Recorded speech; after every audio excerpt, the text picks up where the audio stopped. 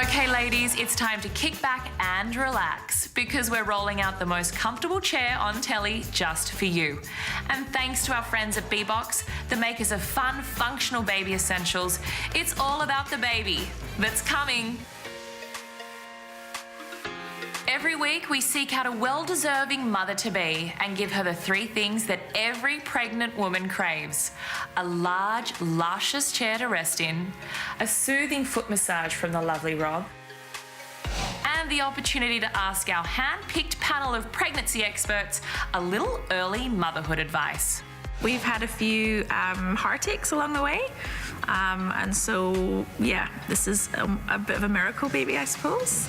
This is Gemma and Angus. Apart from some first trimester morning sickness, their miracle pregnancy is going well. What's concerning Gemma now is feeding the newborn. It was a lot, I guess, a lot of pressure in the media and everything you read nowadays with breast being best and how important it is for a mother to breastfeed, which is important to me. I'd like to be able to have the opportunity, but there's always that worry of how you will deal with the guilt or the stress if, for whatever reason, you're unable to, or I'm unable to breastfeed. Often here as a lactation consultant, I will breastfeed if I can. We don't need to doubt our bodies. We can trust our bodies. And if breastfeeding is difficult, there are some medical situations where it can be difficult, and it's always important to get help. Call a lactation consultant, call the Australian Breastfeeding Association, and the more you worry about it, the more anxious you'll be about it.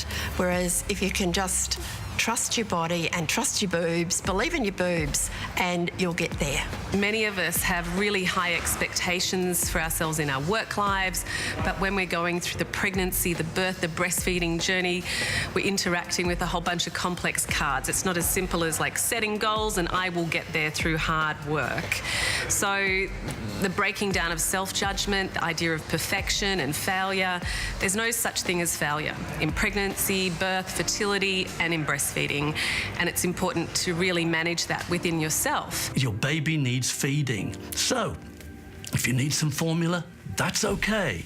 It may be not what the sisterhood will tell you is appropriate, but you have to deal with your baby. This is your journey, your relationship with the baby, and how your baby interfaces with your breast. And it's all different for different mothers. And it's very hard to predict how it's going to go beforehand.